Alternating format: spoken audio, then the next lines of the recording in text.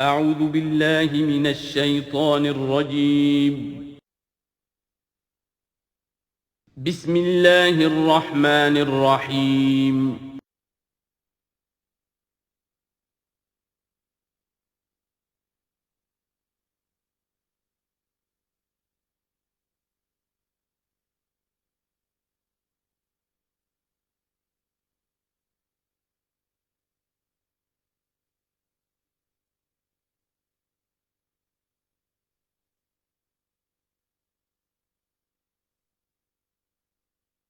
اعوذ باللہ من الشیطان الرجیم بسم اللہ الرحمن الرحیم قل لا اقول لكم عندي خزائن الله ولا اعلم الغیب ولا اقول لكم انی ملک ان اتبع الا ما یوحى الی قل هل يستوي الاعمى والبصیر افلا تتفکرون صدق اللہ العظیم۔ اے نبی ان سے کہہ دیجئے میں تم سے یہ نہیں کہتا کہ میرے اختیار میں ہیں اللہ کے خزانے، تم مجھ سے کہتے ہو یہ دکھاؤ یہ دکھاؤ یہ دکھاؤ، میں نے کب دعویٰ کیا ہے کہ میرا اختیار ہے؟ کسی شخص سے مطالبہ کیا جانا چاہیے اس کے دعوے کے مطابق۔ میں نے الوہیت میں داخل ہونے کا کب دعویٰ کیا؟ میں نے تو دعویٰ کیا ہے کہ میں اللہ کا ایک بندہ ہوں، عام انسان ہوں، بشر ہوں، مجھ پر وحی آئی ہے، مجھے مامور کیا گیا ہے کہ تمہیں متنبہ کر دوں، وہ کام میں کر رہا ہوں۔ لا اقول لکم عندی خزائن اللہ، میں تو نہیں کہتا کہ میرے پاس کوئی اللہ کے خزانے ہیں، میرے اختیار میں ہیں۔ ولا اعلم الغیب، نہ میں نے یہ دعویٰ کیا ہے کہ غیب کا علم مجھے حاصل ہے۔ ولا اقول لکم انی ملک، نہ میں نے تم سے کبھی یہ کہا ہے یا کہتا ہوں کہ میں فرشتہ ہوں۔ ان اتبع الا ما یوحی الی، میں تو بس اتباع کر رہا ہوں اس شے کی کہ جو مجھے طرف وحی کی جا رہی ہے۔ قل هل يستوي الاعمى والبصیر، کہیے تو پھر اب برابر ہو جائیں گے دیکھنے والے اور اندھے؟ افلا تتفکرون، تو کیا تم تفکر نہیں کرتے، غور و فکر سے کام نہیں لیتے؟ وانذر بہ، اب پھر یہاں بہ پر زور دے رہا ہوں میں۔ اے نبی اس قرآن کے ذریعے سے خبردار کر دیجئے، آپ کا کام انذار ہے، تبشیر ہے۔ اوپر آ چکا ہے وما نرسل المرسلین الا مبشرین، پہلے آ چکا ہے اوحی الی ھذا القرآن لانذرکم بہ ومن بلغ، یہاں پھر آیا وانذر بہ الذین یخافون ان یحشروا الی ربہم، خبردار کر دیجئے اس کے ذریعے سے ان لوگوں کو کہ جنہیں واقعتاً کچھ خوف ہے کہ وہ اپنے رب کی طرف لے جائے جائیں گے۔ جیسا کہ میں نے آپ کو بتایا تھا کہ ان میں بھی بہت کم لوگ تھے کہ جو بعث بعد الموت کے منکر تھے، وہ یہ کہتے تھے کہ ہاں ہے، قیامت ہے، اٹھیں گے، اپنے رب کے پاس جائیں گے، لیکن وہاں ہمارے چھڑانے والے ہیں، وہ ہمیں بچا لیں گے۔ وانذر بہ الذین یخافون ان یحشروا الی ربہم لیس لہم من دونہ ولی ولا شفیع، ان کے لیے کوئی نہیں ہوگا اللہ کے سوا، نہ کوئی حمایتی نہ سفارش کرنے والا۔ اپنی ان مغالطوں کو رفع کر لیں، ان غلط فہمیوں کو رفع کر لیں۔ لعلہم یتقون، شاید کہ ان میں تقوی پیدا ہو جائے، شاید کہ وہ ڈر جائیں، شاید کہ خوف پیدا ہو جائے۔ ولا تطرد الذین یدعون ربہم بالغداۃ والعشی یریدون وجہہ، اور مت دھتکاریے آپ ان لوگوں کو کہ جو پکارتے ہیں اپنے رب کو صبح و شام اور وہ اس کی چہرے کے طالب ہیں، اس کی رضا کے جویا ہیں۔ یہ اصل میں اشارہ ہو رہا ہے کہ تمام رسولوں کے ساتھ یہ معاملہ ہوا، خاص طور پر حضرت نوح کے ساتھ بھی، کہ جو بڑے بڑے سرداران ہوتے تھے قوم کے، وہ کہتے تھے کہ اے نوح ہم تو تمہارے پاس آنا چاہتے ہیں، سمجھنا چاہتے ہیں بات کیا ہے، لیکن ہم دیکھتے ہیں جب بھی آئیں تمہارے پاس، تمہاری محفل میں بیٹھے ہوتے ہیں ہمارے کمی کاری ملازم گھٹیا لوگ، اب ہماری شایان شان نہیں ہے کہ ہم ان کے ساتھ بیٹھیں۔ یہی بات حضور سے کہتے تھے کہ آپ آتے ہیں آپ کے پاس بات سمجھنے کے لیے، یہ آپ کے گرد جو جمگھٹا لگا رہتا ہے یہ ہمارے غلام لوگ ہیں، یہ ہمارے جو ہے معاشرے کے پست طبقات ہیں، یہ آپ کے آس پاس ہوتے ہیں، تو پھر ہمارے شایان شان یہ نہیں ہے کہ ہم ان کی موجودگی میں آپ سے بات کریں۔ اس پر جواب دیا جا رہا ہے اے نبی آپ ان کی باتوں سے کوئی اثر نہ لیں، آپ خام خواہ اپنے ان ساتھیوں کو، چاہے وہ غریب ہیں چاہے وہ پست طبقات سے ہیں، لیکن ان کی شان یہ ہے کہ وہ صبح و شام اللہ کو پکارتے ہیں، اللہ سے دعا کرتے ہیں، مناجات کرتے ہیں، تسبیح و تحمید کرتے ہیں، اور وہ اس کے چہرے، اس کے روح انور کے طالب ہیں، وہ اس کے رضا چاہتے ہیں، اس کی خوشی چاہتے ہیں۔ انہوں نے اپنی زندگی جو ہے من یشری نفسہ ابتغاء مرضات اللہ، یہ تو وہ لوگ ہیں جنہوں نے اپنی جانیں جو ہے اللہ کی رضا جوئی کے لیے، اللہ کی رضا حاصل کرنے کے لیے تج دی ہیں۔ ما علیک من حسابہم من شیء، آپ کے ذمے ان کے حساب میں سے کچھ نہیں ہے۔ وما من حسابک علیہم من شیء، اور نہ آپ کا ان کے اوپر آپ کے حساب میں سے کچھ ہے، یعنی یہ کہ یہ تو ہر شخص کو اپنی کمائی کرنی ہے، آپ کے ذمہ آپ کا فرض ہے، آپ کرتے جائیے، جو آپ کے پاس آ رہے ہیں ان کا حساب بھی اللہ لے لے گا، جو آپ کے پاس نہیں آتے ان کا حساب بھی لے لے گا، ہر ایک کو اس کے طرز عمل کے مطابق وہ بدلہ دے دے گا۔ نہ آپ ان کی طرف سے جواب دہ ہیں، نہ یہ آپ کی طرف سے جواب دہ ہیں۔ فَتَطْرُدَهُمْ، تو اگر خدا نہ خواستہ بالفرض آپ ان کے دباؤ میں آ کر اگر انہیں دور کر دیں، اپنے سے دھتکار دیں، فَتَكُونَ مِنَ الظَّالِمِينَ، تو آپ ظالموں میں سے ہو جائیں گے۔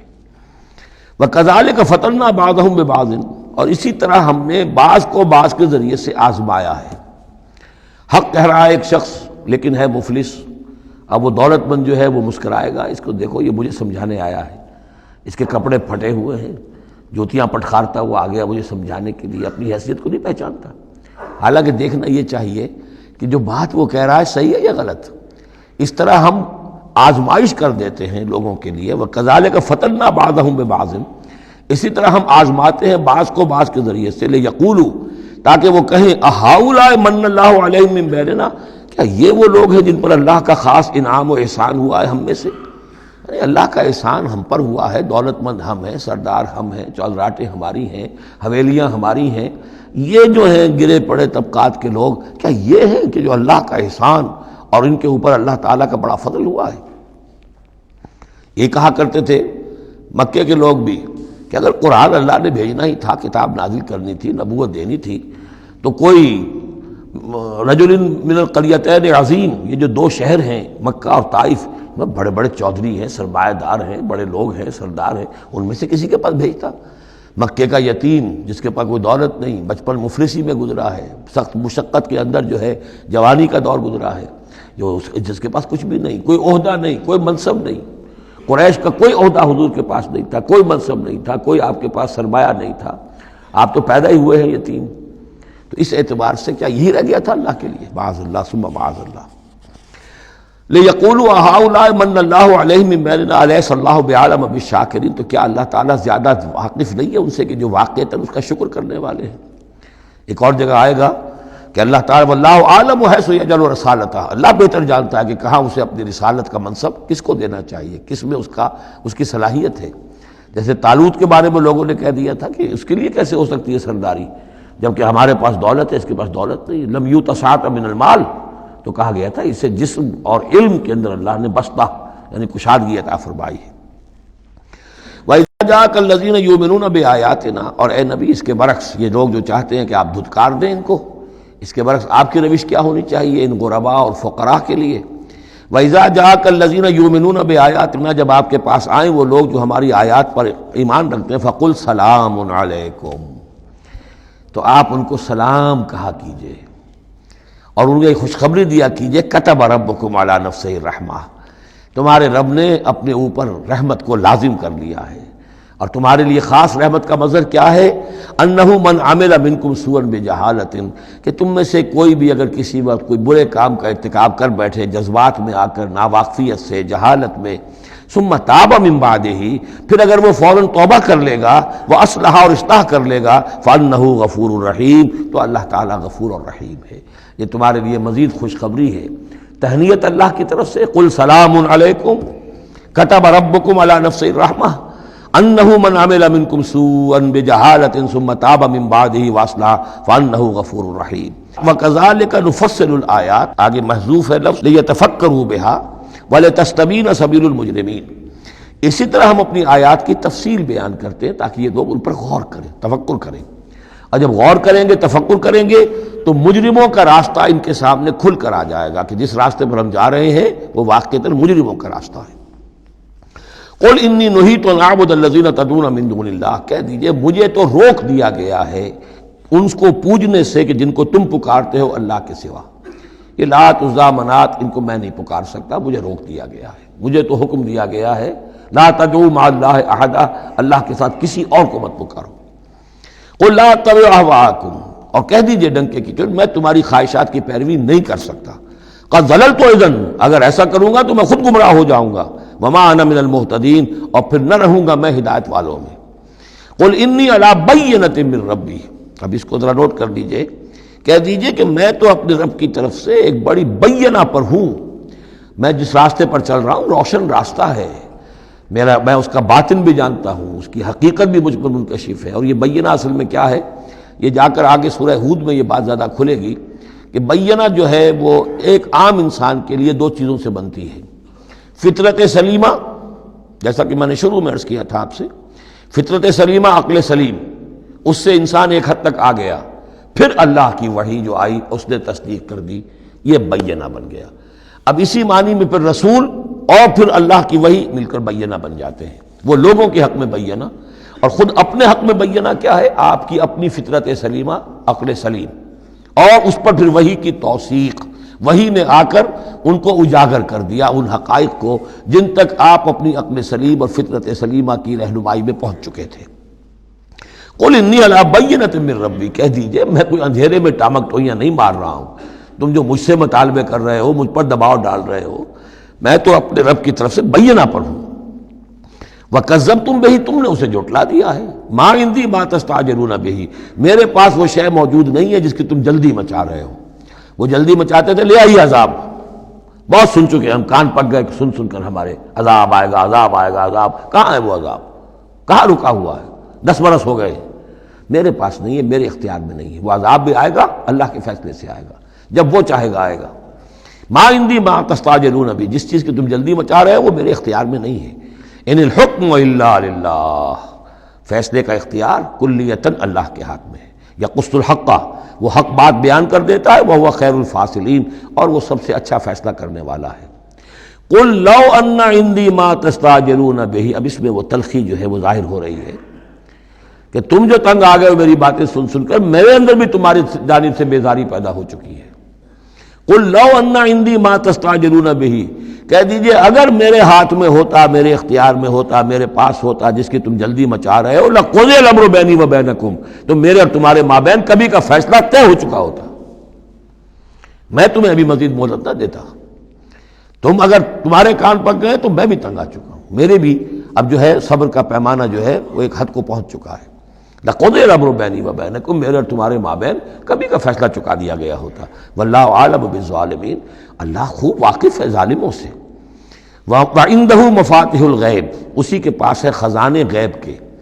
یہ مفاتح جو یہاں جمع آیا ہے تو مفتاح کہتے ہیں کنجی کو، اس کی جمع بھی ہے، اور مفتاح کہتے ہیں اس کو جس سے کھولا گیا، یعنی خزانہ۔ یہاں پر مفتاح کی جمع ہے یہ مفاتح۔ وَعِندَهُ مَفَاتِحُ الْغَیب، اسی کے پاس غیب کے سارے خزانے ہیں، لا يَعْلَمُهَا إِلَّا هُوَ، کوئی جانتا ہی نہیں ان کو سوائے اس کے۔ وَيَعْلَمُ مَا فِي الْبَرِّ وَالْبَحْرِ، اور وہ تو جانتا ہے جو کچھ خشکی میں ہے اور جو کچھ سمندر میں ہے۔ وَمَا تَسْقُطُ مِنْ وَرَقَةٍ إِلَّا يَعْلَمُهَا، اور نہیں گرتا کوئی ایک پتا بھی کسی درخت سے مگر اللہ کے علم میں ہوتا ہے۔ وَلَا حَبَّةٍ فِي ظُلُمَاتِ الْأَرْضِ وَلَا رَطْبٍ وَلَا يَابِسٍ، نہیں گرتا کوئی دانہ، نہ زمین کی تاریکیوں میں وہ دانہ گھستا ہے زمین کے اندر بیج کی شکل میں، ولا رطبن، نہ کوئی ہری چیز تر و تازہ، ولا یابس، نہ سوکھی چیز، الا فی کتاب مبین، ایک کتاب مبین میں سب کی سب موجود ہے۔ یہ کتاب مبین اللہ کا علم قدیم ہے، اللہ کا علم قدیم جس میں کہ ہر شے موجود ہے، ما کان و ما یکون، آن واحد کی طرح۔ وَهُوَ الَّذِي يَتَوَفَّاكُم بِاللَّيْلِ، اب یہ لفظ یہاں پر آ گیا ہے، وہ جو قادیانیوں کے ساری خباثت کا توڑ جو ہے، وہ جو میں نے وضاحت آپ کو بیان کی تھی کہ وفا یوفی یتوفا، اب یہاں آ گیا وَهُوَ الَّذِي يَتَوَفَّاكُم بِاللَّيْلِ، وہی ہے جو تمہیں وفات دیتا ہے رات کے وقت۔ کیا وفات دیتا ہے؟ کیا انسان مر جاتا؟ نہیں، جان تو رہتی ہے، شعور نہیں رہتا۔ میں نے کہا تھا 3 چیزیں ہیں، جسم ہے، جان ہے، جان میں شعور ہے۔ بڑا پیارا ایک شعر ہے فارسی کا، جان نہاں در جسم او در جان نہاں، جسم کے اندر تو پنہا ہے جان، جان میں وہ پنہا ہے۔ 3 چیزیں ہو گئیں۔ یہاں اس شعر میں وہ سے مراد کچھ اور ہے، اس وقت میں اس پر نہیں جاؤں گا، لیکن 3 چیزیں سمجھ لیجئے۔ جان نہاں در جسم، جسم کے اندر جان پنہا ہے، او در جان نہاں، وہ جان میں نہاں ہے، اے نہاں اندر نہاں اے جان جان۔ یہ پھر کسی اور جگہ پر پڑھیں گے اس شعر کو انشاءاللہ۔ اب سمجھ لیجئے، ایک جسم ہے، جسم میں جان ہے، جان میں شعور ہے، اصل شے تو شعور ہے، لہذا نیند میں صرف شعور لے گئے، موت ہوئی تو شعور بھی لے گئے، جان بھی لے گئے، اور عیسیٰ کو لے گئے، شعور بھی لے گئے، جان بھی لے گئے، جسم بھی لے گئے۔ تو توفع جو ہے کل کا کل پورے طور پر ہوا ہے حضرت عیسیٰ علیہ السلام کا۔ ہمارا توفع یا توفی جو ہوتا ہے وہ تو ادھورا ہوتا ہے، جسم یہیں رہ جاتا ہے، جان اور شعور چلا جاتے ہیں، اور نیند میں شعور چلا گیا۔ وَهُوَ الَّذِي يَتَوَفَّاكُم بِاللَّيْلِ وَيَعْلَمُ مَا جَرَحْتُم بِالنَّهَارِ، وہی ہے جو تمہیں وفات دے دیتا ہے، قبضے میں لے لیتا ہے، یتوفاکم رات کے وقت، اور وہ جانتا ہے جو کچھ کہ تم کرتے ہو دن کے وقت۔ ثم یبعثکم فیہ، پھر وہ دوبارہ اگلی صبح کو پھر تمہیں اٹھا دے گا، لیقضی اجل مسمی، تاکہ وہ تمہاری جو مہلت ہے وہ پوری ہو جائے۔ یعنی روزانہ ایک طرح سے ہم موت کی آغوش میں چلے جاتے ہیں۔ آدھی موت تو ہے، نیند کسے کہتے ہیں؟ آدھی موت ہے۔ یہی وجہ ہے کہ جو دعا ہے صبح کو اٹھنے کے وقت کی جو مسنون دعا ہے، الحمدللہ الذی احیانی بعدما اماتنی والیہ النشور، کل شکر اور کل حمد اور کل تعریف اس اللہ کے لیے ہے جس نے مجھے دوبارہ زندہ کیا اس کے بعد کہ مجھ پر موت وارد کر دی تھی۔ نیند جو ہے وہ موت کی بہن ہے، اور اسی طرح اٹھنا ہے اللہ کی طرف۔ یہ بڑا ایک عجیب نکتہ ہے، اس کو ذہن میں اس کو اپریشیٹ کیجئے۔ جو شخص صبح آنکھ کھلتے ہی جس کے زبان پر یہ الفاظ آتے ہوں، الحمدللہ الذی احیانی بعدما اماتنی والیہ النشور، قیامت کے دن جب وہ اٹھے گا اس کی زبان پر یہی ترانہ خود بخود آ جائے گا، اس وقت ہوگا وہ 100% درست۔ الحمدللہ الذی احیانی بعدما اماتنی والیہ النشور، کیونکہ عادت پڑی ہے، ہمیشہ کہا ہے، جیسے ہی شعور آیا الحمدللہ الذی احیانی بعدما اماتنی والیہ النشور، تو یہ وہ ترانہ جو ہے جو کہ باعث بعد الموت کے وقت ہماری زبان پر ہوگا، اس کا ریہرسل ہے جو آپ روزانہ کریں گے اگر یہ عادت پختہ کر لیں۔ وَهُوَ الَّذِي يَتَوَفَّاكُم بِاللَّيْلِ وَيَعْلَمُ مَا جَرَحْتُم بِالنَّهَارِ ثُمَّ يَبْعَثُكُم فِيهِ لِيُقْضَىٰ أَجَلٌ مُّسَمًّى ثُمَّ إِلَيْهِ مَرْجِعُكُم، پھر اسی کی طرف تم سب کا لوٹنا ہے۔ ثُمَّ يُنَبِّئُكُم بِمَا كُنتُمْ تَعْمَلُونَ، پھر وہ تمہیں جتلا دے گا جو کچھ کہ تم کرتے رہے تھے۔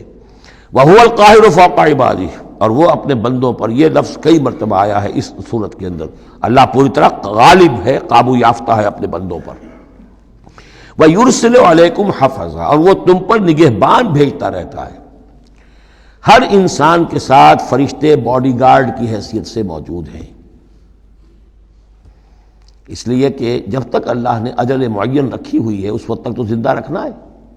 وہ زندہ رکھنے کے لیے حفظہ، حفاظت کرنے والے نگہبان، وہ جو میں نے ایک دفعہ پہلے بھی کہا تھا، بسا اوقات تو محسوس ہوتا ہے کہ جیسے گاڑی ایسے سناٹے سے آپ کے ساتھ سے گزری ہے کہ معلوم ہوتا ہے کسی نے ہاتھ دے کر آپ کو بچایا، ورنہ بچنے کا کوئی امکان نہیں تھا۔ تو کوئی ہے، جب معلوم ہے کہ ابھی اس کی موت کا وقت نہیں آیا تو بچانے والے فرشتے ہمارے ساتھ ہوتے ہیں۔ حتیٰ اذا جاء احدکم الموت، یہاں تک کہ جب تم میں سے کسی کی موت کا وقت آتا ہے، توفتہ رسلنا، اب یا پھر توفا آ گیا، اب یہاں پہ شعور اور جان دونوں جائے گا۔ توفتہ رسلنا، تو ہمارے بھیجے ہوئے فرشتے جو ہیں وہ اس کو قبضے میں لے لیتے ہیں، وہم لا یفرطون، اور اس میں کوئی کمی نہیں کرتے، کوئی کوتاہی نہیں کرتے، جو حکم آیا اور جب آیا۔ ثم ردوا الی اللہ مولاہم الحق، پھر وہ لوٹا دیے جاتے ہیں اب اللہ کی طرف جو ان کا مولا ہے برحق، سچا۔ الا لہ الحکم، آگاہ ہو جاؤ، فیصلے کا اختیار اسی کے ہاتھ میں ہے، حاکمیت اسی کی ہے۔ ان الحکم الا للہ، یہ دوسری مرتبہ آیا یہاں۔ وہو اسرع الحاسبین، اور وہ حساب کرنے والوں میں سب سے بڑھ کر تیز ہے، یعنی اسے دیر نہیں لگے گی۔ اس کے کمپیوٹرز جو ہیں وہ کوئی بہت ہی سپر کمپیوٹر جن کا ہم تصور بھی نہیں کر سکتے۔ قل من ینجیکم من ظلمات البر والبحر تدعونہ تضرعا وخفیا، ان سے پوچھئے کون تمہیں نجات دیتا ہے اندھیروں میں سے، وہ تاریکی کے ہوں یا سمندر کے۔ سمندر میں گھپ اندھیرا ہے، کشتی چل رہی ہے، کچھ نظر نہیں آ رہا ہے، اوپر بادل بھی ہیں، اب اس وقت انسان کو کچھ نہیں سوچتا، ہاتھ کو ہاتھ سجھائی نہیں دے رہا، کون تمہیں پھر بھی بچاتا ہے وہاں؟ من ینجیکم۔ اسی طرح کوئی قافلہ ہے بھٹک گیا ہے، اندھیری شب ہے، جدا اپنے قافلے سے ہے تو، اب یہ کہ اندھیرے کے اندر بھٹک رہا ہے، نہ دائیں کا نہ بائیں کا پتہ نہیں، ہر درخت معلوم ہوتا ہے کوئی آسیب ہے، کوئی بھوت ہے جنہیں چلا آ رہا ہے، پھر بھی اللہ بچاتا ہے تمہیں۔ من ینجیکم من ظلمات البر والبحر تدعونہ تضرعا وخفیا، اس وقت تو تم پکارتے ہو اللہ کو بہت ہی گڑ گڑاتے ہوئے اور دل ہی دل میں خفیہ خفیہ، اللہ بچا دے، اے اللہ اس وقت کو راستہ بنا دے، کوئی دستگیری ہو جائے، کسی طرف سے روشنی ہو جائے۔ لئن انجانا من ہذہ، اور کہتے ہو تم دل میں اگر اللہ نے ہم کو اس سے بچا لیا، نجات دے دی لنکونن من الشاکرین، پھر تو اب باقی زندگی تو بالکل اللہ کے شکر گزار بندے بن کر ہم گزار دیں گے۔ قل اللہ ینجیکم منہا، اللہ تعالیٰ پھر نجات دیتا ہے تمہیں اس سے، ومن کل کرب، اور ہر کرب سے، ہر تکلیف سے، ثم انتم تشرکون، پھر اس کے بعد تم آگے پھر شرک شروع کر دیتے ہو، پھر تمہیں اپنی دیویاں دیوتا، اپنے آلہہ، اپنے چودھری، اپنے سردار یاد آ جاتے ہیں۔ قل هو القادر على ان يبعث عليكم عذابا من فوقكم، یہ آیت جو ہے یہ بہت اہم ہے کہ عذاب الہی کی کئی قسمیں ہیں، 3 قسمیں یہاں بیان ہوئی ہیں۔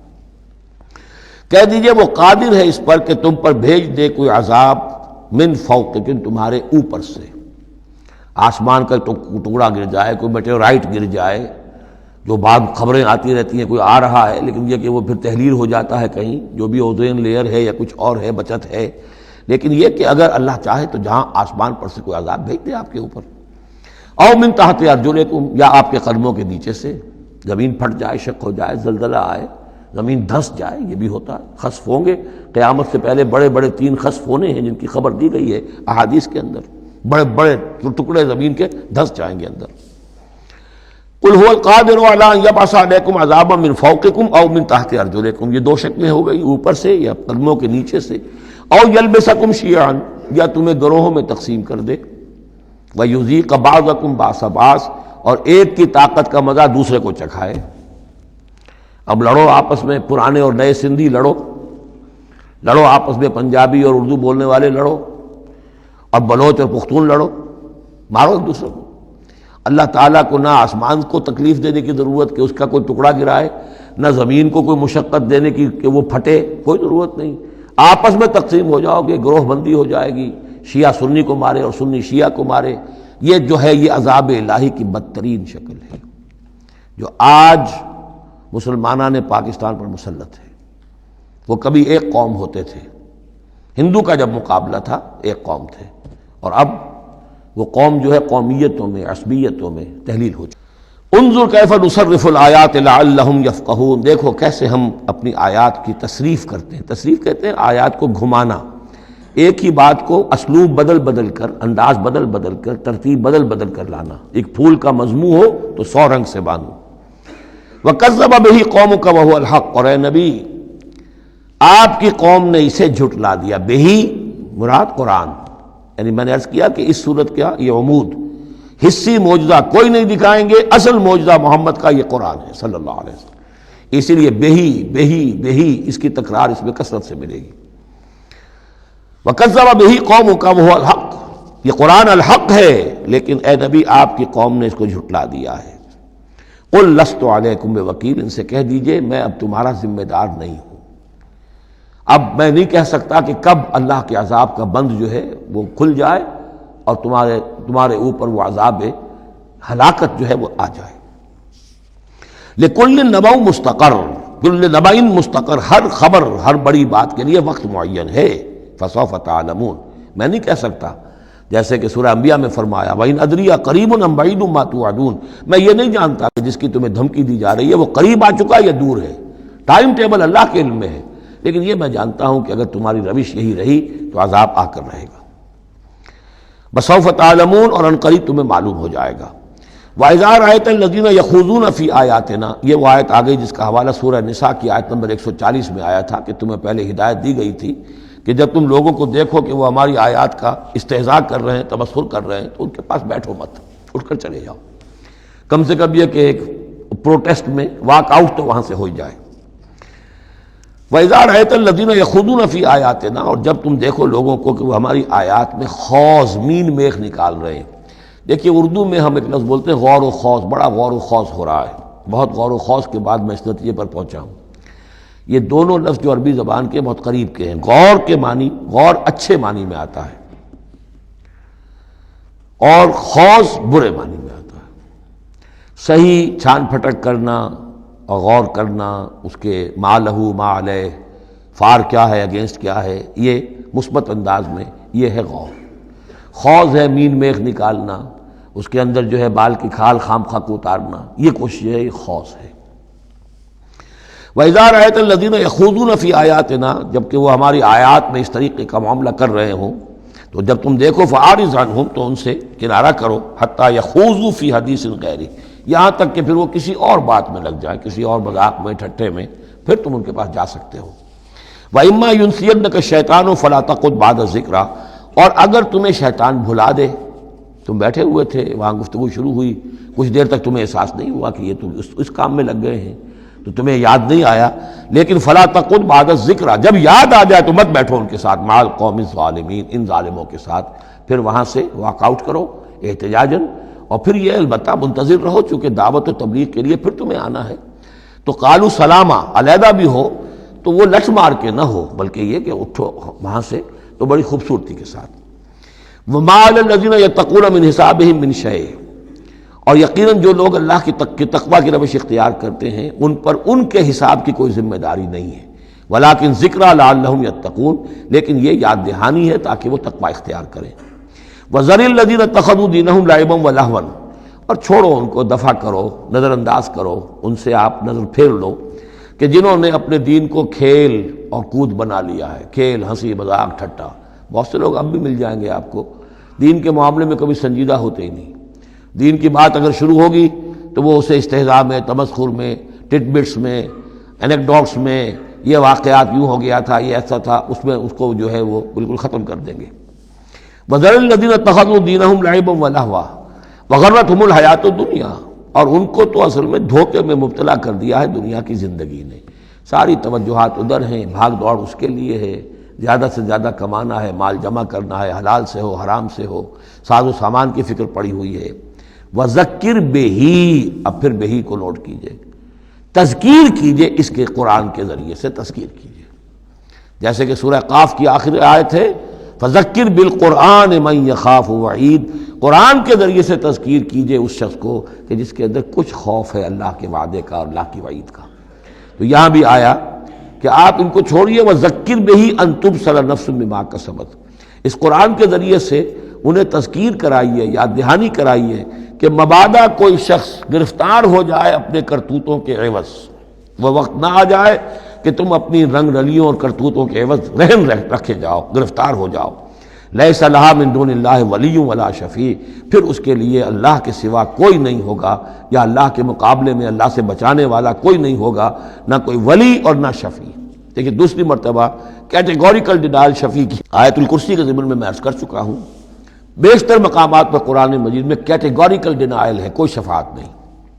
البتہ ہے ایک شفاعت کا، ایک شفاعت حقہ کی ایک حیثیت ہے، اس کو سمجھنے کی ضرورت ہے، اس کی شرائط ہے، اس کی لیمٹس ہیں۔ اگر ان شرائط اور لیمٹ سے آزاد کر دیں گے تو پھر یہ ہے کہ وہ شفاعت کا جو تصور ہے ایمان بالآخرت کی نفی کر دے گا، پھر کوئی فائدہ ہی نہیں، ڈر کا آئے گا۔ جب چھڑوانے والے ہیں جو چاہو کرو، جو بھی کچھ ہے، لیکن تیرے محبوب کی امت میں ہے، شرابی ہیں، زانی ہیں، بدماش ہیں، چور ہیں، ڈاکو ہیں، حرام خور ہیں، غبن کرتے ہیں، جو بھی کچھ ہے، لیکن تیرے محبوب کی امت میں ہے، تو اگر تو اسی پر کوئی معاملہ طے ہونا ہے تو خام خواہ کاہے کو آدمی ہاتھ روکے، بابر بعیش کوش کے عالم دوبارہ نہیں است، پھر تو جو عیش کر سکتے ہو کرو، جہاں ہاتھ پڑتا ہے کیوں روکتے ہو؟ تو سیدھی سیدھی بات ہے۔ لیس لہا من دون اللہ ولی ولا شفیع وان تعدل کل عدل، یہ وہی عدل آ گیا، اور اگر فدیہ دینا چاہیں کل کا کل فدیہ، لا یؤخذ منہا، نہیں قبول کیا جائے گا۔ واتقوا یوما لا تجزی نفس عن نفس شیئا ولا يقبل منها شفاعۃ ولا یؤخذ منها عدل ولا هم ينصرون، جو یہ 2 مرتبہ سورہ بقرہ میں آ چکا ہے۔ اولئک الذین ابسلوا بما کسبوا، یہ لوگ تو اب گرفتار ہو چکے ہیں اپنی کرتوتوں کے عوض، اب یہ رہن ہے۔ لہم شراب من حمیم، ان کے لیے تو ہے پینے کے لیے تو کھولتا ہوا پانی، وعذاب علیم بما کانوا یکفرون، اور دردناک عذاب ہوگا ان کے کفر کی پاداش میں۔ قل اندعو من دون اللہ ما لا ينفعنا ولا يضرنا، اے نبی ان سے کہیے کیا ہم پکاریں اللہ کو چھوڑ کر ان چیزوں کو جو نہ ہمیں نفع پہنچا سکتی ہے نہ نقصان؟ یہ بت کیا نفع پہنچائیں گے تمہیں، کیا نقصان پہنچائیں گے؟ خود اپنی حفاظت کر نہیں سکتے، اپنی مکھیاں اڑا نہیں سکتے، ان کو پکارتے ہو، ان کے سامنے سجدے کرتے ہو، ان کو متھے ٹیکتے ہو۔ اندعو من دون اللہ ما لا ينفعنا ولا يضرنا، خیر بت کی بات تو ہو گئی بہت ہی واضح، باقی بھی اس کائنات کے اندر کوئی کسی کے لیے نہ خیر کے پر قدرت رکھتا ہے نہ شر پر، الا باللہ، لا حول ولا قوت الا باللہ، یہ یقین ہو جائے تب توحید مکمل ہوگی۔ پھر کس کے سامنے آدمی سر جھکائے خام خواہ، کس کے آگے اپنی عزت نفس پیش کرے، اس کا دھیلا کرے؟ کسی کے ہاتھ میں اختیار ہے ہی نہیں۔ لا حول ولا قوت الا باللہ۔ حدیث میں آیا ہے، حضرت عبداللہ ابن عباس کو مخاطب کر کے کہا ہے کہ اے نوجوان، اس بات کو اچھی طرح جان لے، اگر تمام دنیا کے انسان مل کر چاہیں، اولکم و آخرکم و انسکم و جنکم، کہ تمہیں کوئی فائدہ پہنچا دیں، نہیں پہنچا سکتے جب تک کہ اللہ نہ چاہے، اور تمام انسان چاہے تمہیں کوئی نقصان پہنچا دیں، نہیں پہنچا سکتے جب تک اللہ نہ چاہے۔ تو پھر یک درگیر و محکم گیر پکارو اللہ کو، کسی اور کو پکارنے کا، کسی اور سے سوال کرنے کا، کسی اور سے ڈرنے کا، کسی اور سے التجائیں کرنے کا، کسی اور کا استغاثہ کرنے کا، دہائی دینے کا کیا فائدہ؟ قُلْ أَنَدْعُو مِن دُونِ اللَّهِ مَا لَا يَنفَعُنَا وَلَا يَضُرُّنَا وَنُرَدُّ عَلَىٰ أَعْقَابِنَا، اور ہم جو ہے اپنی ایڑیوں کے بل لوٹا دیے جائیں، بعد اذ ہدانا اللہ، جبکہ ہمیں تو اللہ نے ہدایت دے دی ہے۔ کالذی استہوتہ الشیاطین فی الارض حیران، کیا اس طرح کے آدمی ہم بن جائیں کہ جن کو شیاطین نے، جنوں نے کسی جنگل میں، بیابان میں اس کی مت مار دی ہو، راستہ بھلا دیا ہو، اب اسے کچھ نظر نہیں آ رہا۔ لہو اصحاب یدعونہ الی الہدی ائتنا، ہیں اس کے ساتھی جو اس کو پکار رہے ہیں کہ آؤ ہماری طرف، ہدایت کی طرف آؤ، ہمارے پاس آؤ۔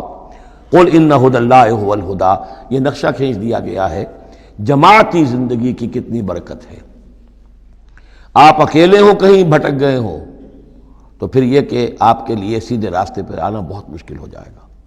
جماعتی زندگی ہے، ساتھی ہیں، جس کو کہا ہے سورہ توبہ میں کونوا مع الصادقین، معیت اختیار کرو، رہو ساتھ سچوں کے۔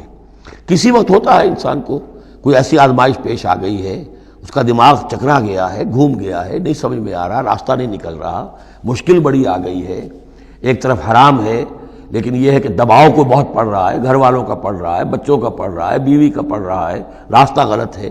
اس میں یہ ہے کہ ایسے وقت میں بسا اوقات پھر اگر رفقا ہیں، ساتھی ہیں، آپ کے کامریڈز ہیں، آپ کے کولیگز ہیں، اس کے ساتھ وہ پکارتے ہیں، ساتھ ہاتھ جو ہے آپ کا تھام کر آپ کو سہارا دیتے ہیں۔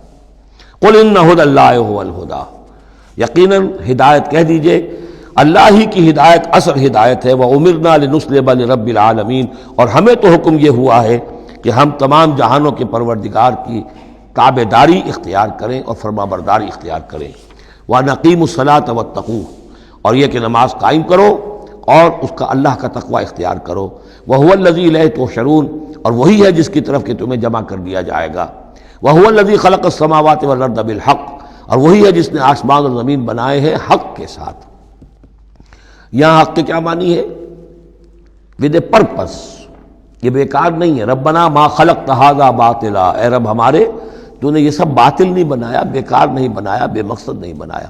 سورہ آل عمران کی آخری رکوع کی جو وہ دعا ہے، بلکہ باطل کے مقابلے میں کیا؟ حق۔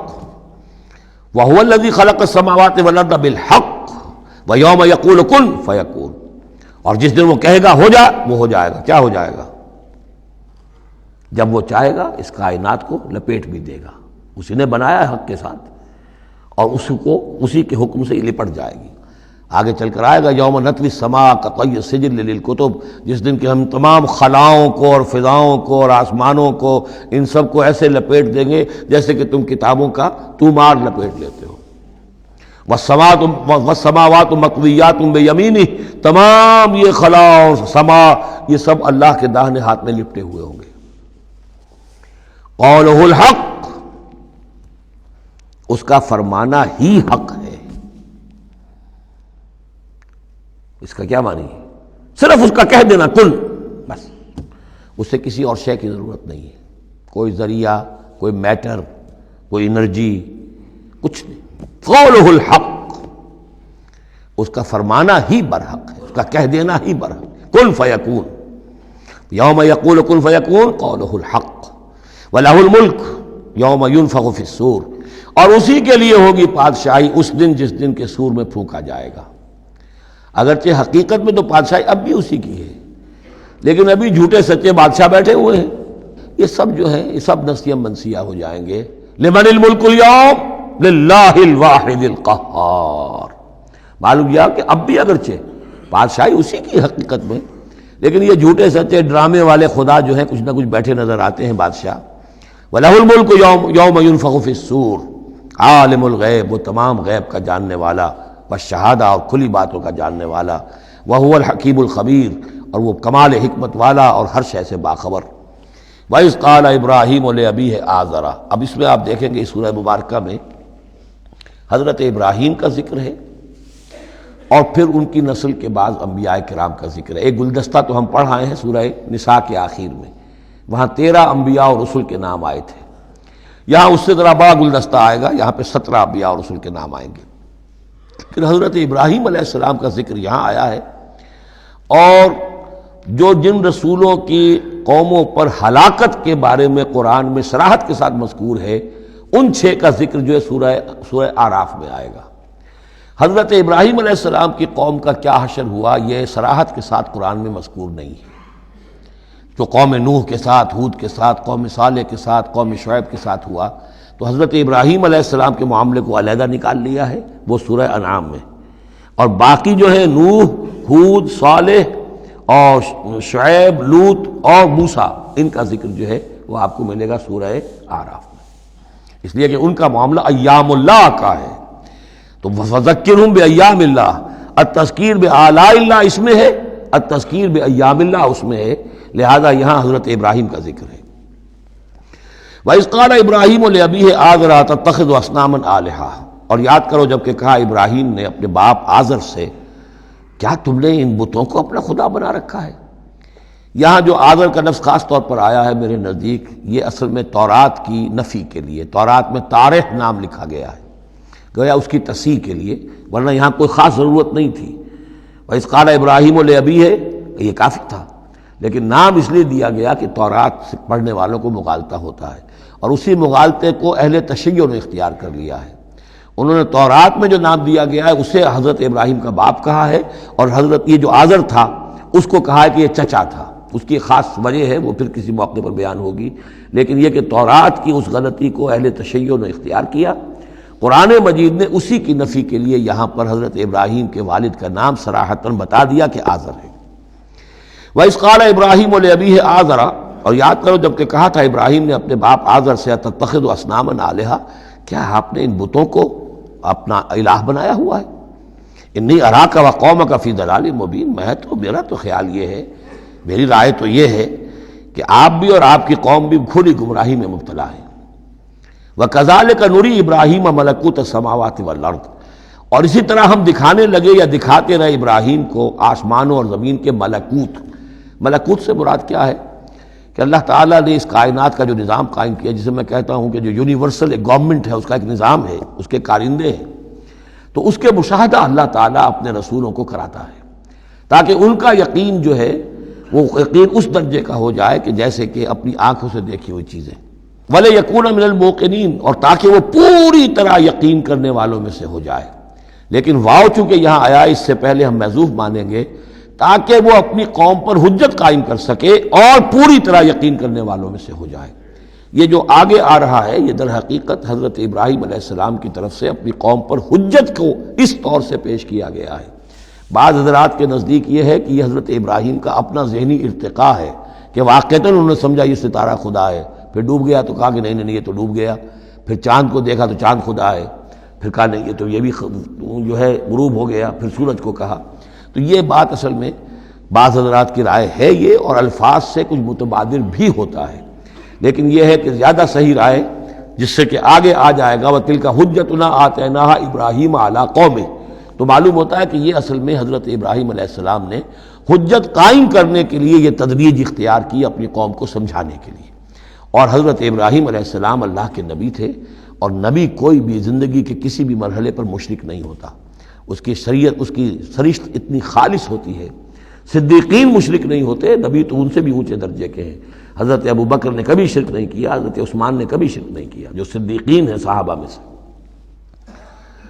وَكَذَلِكَ نُرِي إِبْرَاهِيمَ مَلَكُوتَ السَّمَاوَاتِ وَالْأَرْضِ وَلِيَكُونَ مِنَ الْمُوقِنِينَ فَلَمَّا جَنَّ عَلَيْهِ اللَّيْلُ، جب ان پر رات جو ہے اس نے تاریکی کر دی، رَأَىٰ كَوْكَبًا، انہوں نے دیکھا ایک چمکدار ستارے کو، قَالَ هَٰذَا رَبِّي، انہوں نے کہا یہ میرا رب ہے۔ یہ گویا کہ کہنے کیا، ہاں یہ میرا رب ہے۔ اب یہ سوالیہ انداز بھی ہو سکتا ہے، پھر سائن آف ایکسکلیمیشن ہو سکتا ہے کہ لوگوں کو کہنے کے لیے کہ یہ رب ہے، یہ انٹروگیشن کا بھی ہو سکتا ہے۔ ھذا ربی فلما افل قال لا احب الافلین، جب وہ ڈوب گیا تو کہا بھائی یہ ڈوب جانے والی شے تو پھر میں تو پسند نہیں کر سکتا کہ میں اس کو اپنا خدا مان لوں۔ یہ قوم جو تھی ستارہ پرست بھی تھی، بت پرست بھی تھی، ستارہ پرست بھی تھی، اور نمبر 3 شاہ پرست بھی تھی۔ تینوں قسم کے شرک اس قوم میں موجود تھے کہ جس میں حضرت ابراہیم بھیجے گئے۔ یہ بیبیلونیا یا عراق، آج کا عراق، سابق بیبیلونیا، اس کا ایک شہر اس شہر کے بھی اب کھنڈرات نکل آئے ہیں، کھدائیاں ہو چکی ہیں۔ شہر میں پیدا ہوئے ہیں، پھر وہاں سے ہجرت کر کے فلسطین گئے ہیں، اور پھر حضرت اسماعیل کو آباد کیا ہے حجاز میں، اور اپنے بیٹے حضرت اسحاق کو آباد کیا ہے فلسطین میں۔ تو یہ ان کے ذہن میں رکھیے۔ اور اس وقت عراق میں یہ شرک جو ہے گھٹا ٹوپ اندھیرے تھے کہ ان کے ہاں بت پرستی بھی تھی، ستارہ پرستی بھی تھی، اور تیسرے یہ کہ بادشاہ بھی نمرود جو تھا وہ یہ کہتا تھا کہ میں خدا ہوں۔ اس کا مکالمہ جو ہے جو اس نے کیا تھا محاجہ حضرت ابراہیم سے، وہ سورہ بقرہ میں ہم پڑھ چکے ہیں۔ انا احیی و امید، میں بھی یہ اختیار رکھتا ہوں، جس کو چاہوں زندہ رکھوں، جس کو چاہوں مار دوں۔ فلما رأى القمر بازغا، جب انہوں نے دیکھا چاند چمکتا ہوا، قال ھذا ربی، کہا ہاں یہ معلوم ہوتا ہے کہ یہ ہے رب۔ فلما افل قال لئن لم يهدنی ربی، جب وہ بھی ڈوب گیا، غائب ہو گیا، تو انہوں نے کہا کہ اگر میرے رب نے مجھے ہدایت نہ دی تو پھر میں تو قوم ضالین میں سے ہو جاؤں گا۔ گویا کہ ابھی یہ الفاظ ہیں کہ جن سے اشارہ ہوتا ہے کہ شاید ابھی ان کا اپنا ذہنی اور فکری ارتقاء ہو رہا ہے۔ میں نے کہا تھا کہ الفاظ سے متبادر ہوتا ہے، لیکن یہ کہ ان دونوں چیزوں کو، دونوں سائڈز کو ناپ تول کر جو رائے بنتی ہے وہ دوسری ہے۔ فلما رأى الشمس بازغة، جب دیکھا سورج بہت چمکدار، قال ھذا ربی ھذا اکبر، تو فرمایا ہاں یہ ہے رب، یہ سب سے بڑا ہے۔ فلما افلت، جب وہ بھی ڈوب گیا، قال یا قوم انی بریء مما تشرکون، انہوں نے کہا اے میری قوم کے لوگوں، میں تو بری ہوں، اعلان برات کرتا ہوں ان سب سے جنہیں تم شریک ٹھہرا رہے ہو۔ انی وجہت وجہی للذی فطر السماوات والارض حنیفا، میں نے تو اپنا رخ کر لیا ہے، اپنا چہرہ جو ہے ادھر کر لیا ہے اس ہستی کی طرف جس نے آسمانوں اور زمین کو بنایا یکسو ہو کر، وما انا من المشرکین، اور میں مشرکوں میں سے نہیں ہوں۔ وحاجہ قومہ، اب اس پر محاجہ کیا ان سے ان کی قوم نے، وہ حجت بازی شروع کر دی، یہ تم نے کیا کہہ دیا؟ سارے دیویوں کی نفی کر دی، سارے ستاروں کی نفی کر دی، ہر چیز کی نفی کر دی، اب تم پر مار پڑے گی فلاں دیوی کی اور فلاں ستارے کی نحوست جو ہے اس کا تم نے انکار کیا، اب تیار ہو جاؤ، اب تمہارے اوپر شامت آئے گی۔ قال تحاجونی فی اللہ وقد ہدان، انہوں نے فرمایا مجھ سے محاجہ کر رہے، حجت بازو کر رہے اللہ کے بارے میں، جبکہ اس نے تو مجھے ہدایت دے دی ہے، مجھے تو اللہ نے ہدایت دی ہے۔ ولا اخاف ما تشرکون بہ، اور مجھے کوئی خوف نہیں ان ہستیوں کا جنہیں تم شریک ٹھہرا رہے ہو، مجھے کوئی خوف نہیں۔ الا ان یشاء ربی شیئا، ہاں اللہ کو چاہے میرے ساتھ کہ کوئی تکلیف مجھے آ جائے، کوئی آزمائش آ جائے تو ٹھیک ہے، میرا رب ہے، لیکن مجھے کوئی کسی کا ڈر نہیں، نہ تمہارے کسی دیوی کا، نہ دیوتا کا، نہ کسی ستارے کی نحوست کا، اور نہ کسی اور کا۔ لا اخاف ما تشرکون بہ، تم جس کا مجھے ڈراوا دے رہے ہو مجھے ان میں سے کسی کا کوئی خوف نہیں۔ الا ان یشاء ربی شیئا، اللہ یہ کہ میرا رب میرے لیے کچھ چاہے، جو چاہے۔ وسع ربی کل شیء علما، یقیناً میرا رب جو ہے وہ تو ہر شے کے علم کے اعتبار سے احاطہ کیے ہوئے ہے۔ افلا تتذکرون، تو کیا تم عقل سے کام نہیں لیتے، تم نہیں سوچتے، نصیحت اخذ نہیں کرتے؟ وکیف اخاف ما اشرکتم، میں کیسے ڈروں ان سے جنہیں تم نے شریک ٹھہرا رکھا ہے۔ ولا تخافون انکم اشرکتم باللہ، جبکہ تم نہیں ڈرتے کہ تم نے اللہ کے ساتھ شریک ٹھہرا دیے۔ ما لم ينزل به علیکم سلطانا، اور ان ہستیوں کو شریک ٹھہرا دیا ہے جن کے لیے کہ اللہ نے کوئی سلطان، کوئی سند نہیں اتاری۔ ہاں اللہ نے اپنی کتابوں میں کوئی سند اتاری ہوتی، عقل انسانی میں اس کی کوئی بنیاد ہوتی تو کوئی بات بھی ہوتی، نہ عقل میں، نہ فطرت میں، نہ کسی آسمانی کتاب میں کسی معبود کے لیے کوئی گنجائش کہیں ہے ہی نہیں۔ وَكَيْفَ أَخَافُ مَا أَشْرَكْتُمْ وَلَا تَخَافُونَ أَنَّكُمْ أَشْرَكْتُمْ بِاللَّهِ مَا لَمْ يُنَزِّلْ بِهِ عَلَيْكُمْ سُلْطَانًا فَأَيُّ الْفَرِيقَيْنِ أَحَقُّ بِالْأَمْنِ إِن كُنتُمْ تَعْلَمُونَ، تو اگر تم علم رکھتے ہو تو بتاؤ دونوں فریقین میں سے، یعنی ایک موحد ہے، ایک اللہ واحد پر ایمان رکھتا ہے، ساری قوت اس کے ہاتھ میں ہے، سارا اقتدار اس کا ہے، ہر شے اس کے قبضہ قدرت میں ہے۔ ایک وہ ہیں کہ جو اس کو ماننے کے ساتھ ساتھ کچھ اور چھوٹے دیوی دیوتا سینکڑوں جو ہیں وہ ان کو بھی مانتے ہیں۔ امن اور چین اور سکون کس کو میسر آئے گا؟ قلبی چین، روحانی اطمینان اور سکون۔ ای الفریقین احق بالامن، ان دونوں میں سے موحدین اور مشرکین میں سے امن، سکون، اطمینان، چین اور راحت کا کون زیادہ حقدار ہے؟ بتاؤ اگر تم جانتے ہو۔ اور اس کا جواب خود دیا، الذین آمنوا ولم یلبسوا ایمانہم بظلم، یقیناً وہ لوگ جو ایمان لائیں اور اپنے ایمان پر کسی طرح کے شرک کی آلودگی نہ ہونے دیں۔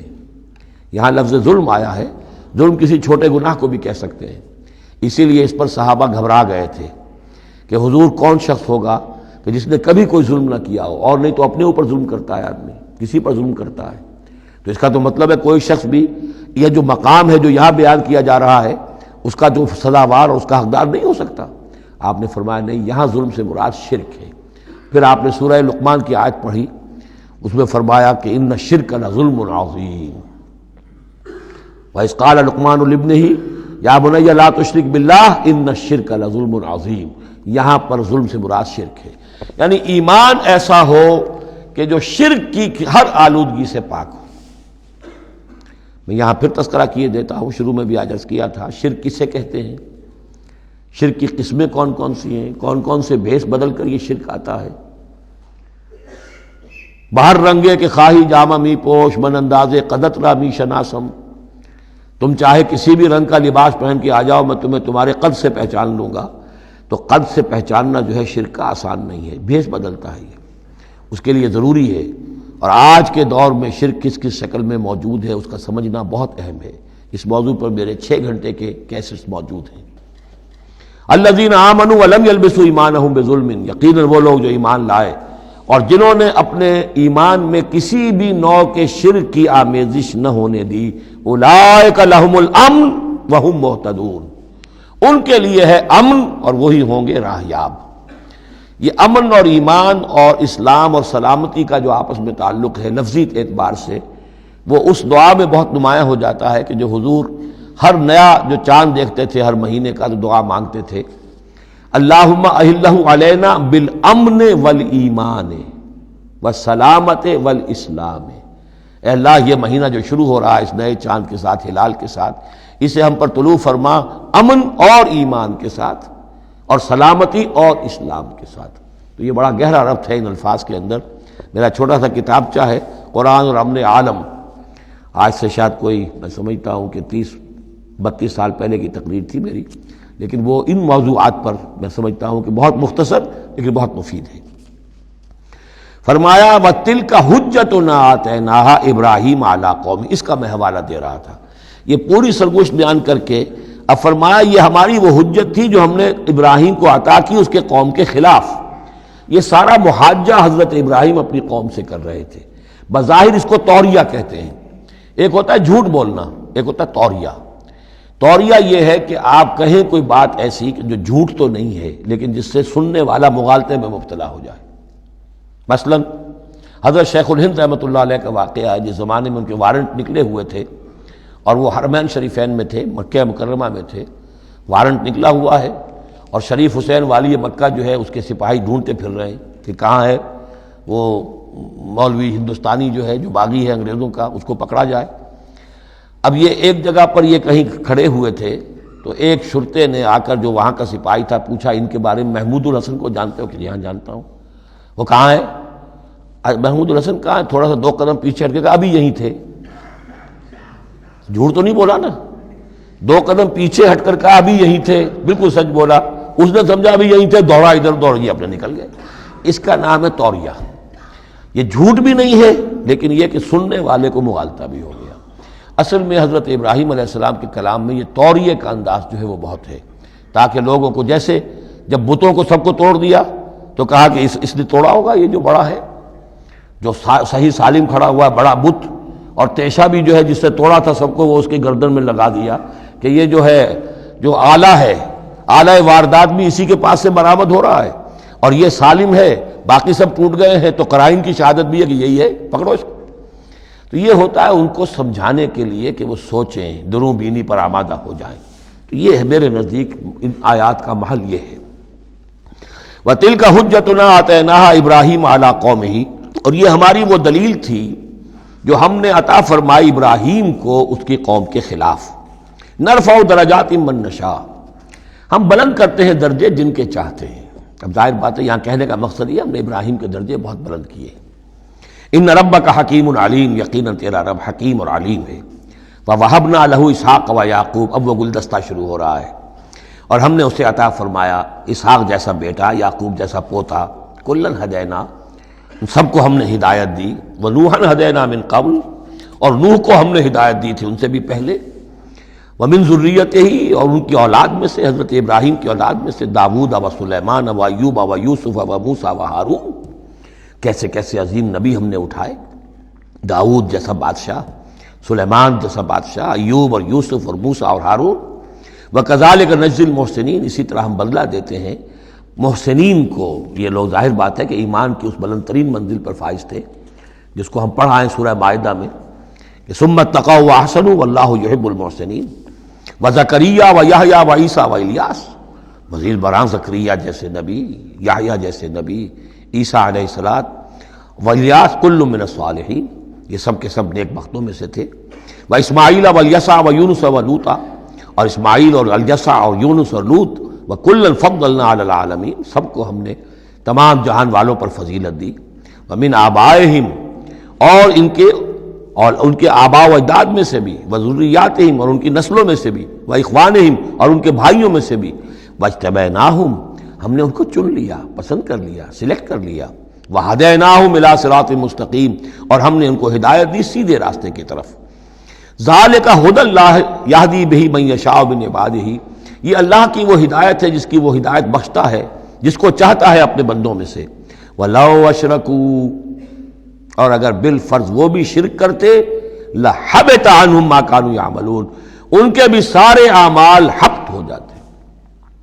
شرک اتنی بری شے ہے، اتنے اونچے اونچے مراتب، اتنے اعلیٰ اعلیٰ مقامات، اللہ کی محبوب شخصیتیں، اولو العزم پیغمبر اور یہ عظیم انبیاء، لیکن بالفرض یہ سمجھانے کے لیے، ظاہر بات ہے کوئی امکان نہیں تھا کہ وہ شرک کرتے، لیکن ہمیں سمجھانے کے لیے شرک وہ شے ہے، ان اللہ لا یغفر ان یشرک بہ ویغفر ما دون ذلک لمن یشاء ولو اشرکوا لحبط عنہم ما كانوا یعملون، اگر وہ شرک کرتے تو ان کے بھی تمام اعمال حبط ہو جاتے۔ اولئک الذین آتیناہم الکتاب والحکم والنبوۃ، یہ وہ لوگ ہیں جن کو ہم نے کتاب دی، اپنی حکمت اور شریعت سے نوازا، نبوت سے سرفراز فرمایا۔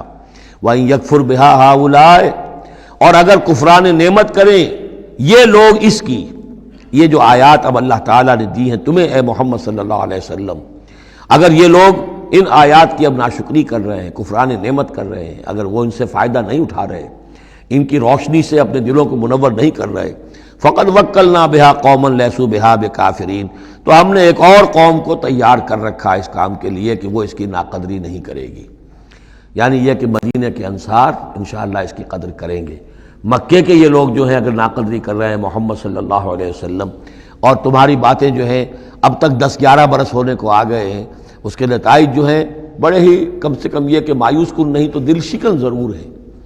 محمد جیسا مبلغ اور رسول اور داعی اور مربی اور مزکی اور معلم، اور 10-12 برس کی جد و جہد میں بمشکل 150 پونے 200 آدمی، پہلے 10 برس میں تو بمشکل 125 آدمی۔ تو یہ ہے کہ اس اعتبار سے فَإِن يَكْفُرْ بِهَا هَؤُلَاءِ، اگر یہ لوگ کفران نعمت کر رہے ہیں ان کا، فقد وکلنا بها، تو ہم نے کچھ مقرر کر دیے ہیں کچھ اور لوگ، قومن، ایک ایسی قوم لیسوا بہا بکافرین، جو ان کی شاید ان کی جو اس کی ناشکری نہیں کریں گے۔ کچھ پتہ نہیں یہ ہماری جو دعوت رجوع القرآن ہے جو کہاں کہاں پھیل رہی ہے، تو یہ بہرحال یہ آیت بڑی اہم ہے اس اعتبار سے۔ آج کے دور میں خاص طور پر یہ ہے کہ کوئی مایوسی انسان کو ہونی نہیں چاہیے، ہمیں تو پتہ بھی نہیں ہے کہ کہاں کہاں یہ بات پھیل رہی ہے، ممکن ہی نہیں ہے مجھے معلوم ہو کہ میرے کیسٹ کہاں کہاں پہنچ گئے۔ وہ تو جہاں کہیں بھی جاتا ہوں دیکھتا ہوں سنتا ہوں، کوئی کہتا ہے میرے پاس 300 کیسٹ آپ کے ہیں، کوئی کو ملتا ہے میرے پاس اتنے کیسٹ آپ کے ہیں، میں سنتا ہوں۔ تو اب یہ دعوت پھیل رہی ہے، اب یہ میں نہیں کہہ سکتا کہ کس جگہ پر یہ جڑ پکڑے زمین کے اندر، اور یہ انقلابی دعوت جو ہے قرآن کی وہ وہاں ایک تناور درخت بنے، ایک تحریک زبردست انقلابی اٹھے۔ فَإِنْ يَكْفُرْ بِهَا هَؤُلَاءِ فَقَدْ وَكَّلْنَا بِهَا قَوْمًا لَيْسُوا بِهَا بِكَافِرِينَ۔ اگر یہ اس کی ناقدری کر رہے ہیں تو اے نبی آپ آزردہ خاطر نہ ہو، ہم نے ایک اور قوم کو تیار کر لیا ہے کہ وہ اس کی ناقدری نہیں کریں گے۔ اولئک الذین ھدی اللہ فبہداہ مقتدہ، یہ وہ لوگ ہیں جن کو اللہ نے ہدایت دی تھی۔ یہ 17 نام جو اوپر ہم نے پڑھے ہیں، فرمایا کہ اللہ فرما رہا ہے ہم نے انہیں ہدایت دی تھی، فبہداہ مقتدہ، تو آپ بھی ان کی ہدایت کی پیروی کیجئے۔ یہ بہت اہم نقطہ ہے جو یہاں پر نوٹ کر لینے کا ہے کہ جو بھی سابقہ انبیاء کے معاملات کہیں آئیں اور ان کی نفی نہ آئے، وہ چیز گویا کہ ہم مسلمانوں کے لیے بھی وہ چیز جو ہے وہ اس قابل ہے کہ ہم اس کی اتباع کریں، اس کی پیروی کریں، اس کو مانیں۔ چنانچہ اسی اعتبار سے یہ رجم اور قتل مرتد، یہ 2 سزائیں جو ہیں یہ ہمارے ہاں اہل سنت نے اور تمام مسلمانوں نے یہ لی ہے کہ رجم کی سزا قرآن میں نہیں ہے، یہ سابق شریعت کی سزا ہے جس کو حضور نے برقرار رکھا ہے۔ قتل مرتد کا ذکر بھی قرآن مجید میں نہیں ہے، ایک بھی سابق امت کے اندر سابق شریعت کی سزا ہے جس کو برقرار رکھا گیا ہے۔ جب تک کسی شے کی نفی نہ ہو جائے سابق جو بھی شریعت ہے اس کی، اس وقت تک یہ ہے کہ وہ چیز بھی لاگو رہے گی۔ فرمایا اولئک الذین ھدی اللہ فبہداہ مقتدہ قل لا اسألکم علیہ اجرا، اور کہہ دیجئے کہ میں تم سے اس پر کسی اجر کا طالب نہیں ہوں، میں نے تم سے کوئی محنتانہ کا بھی طلب نہیں کیا، تم سے کوئی معاوضہ نہیں مانگا۔ ان ہوا الا ذکریٰ للعالمین، یہ نہیں ہے مگر تمام جہان والوں کے لیے یاد دہانی ہے، نصیحت ہے۔ جو چاہے اس سے کسب فیض کرے، جو چاہے اس سے نور حاصل کرے، جو چاہے اس سے صحیح صراط مستقیم تک کی رہنمائی اخذ کر لے، یہ تو اللہ تعالیٰ کی طرف سے ایک صدقہ جاریہ ہے۔ ان ہوا الا ذکریٰ للعالمین، یاد دہانی اور نصیحت ہے تمام جہان والوں کے لیے۔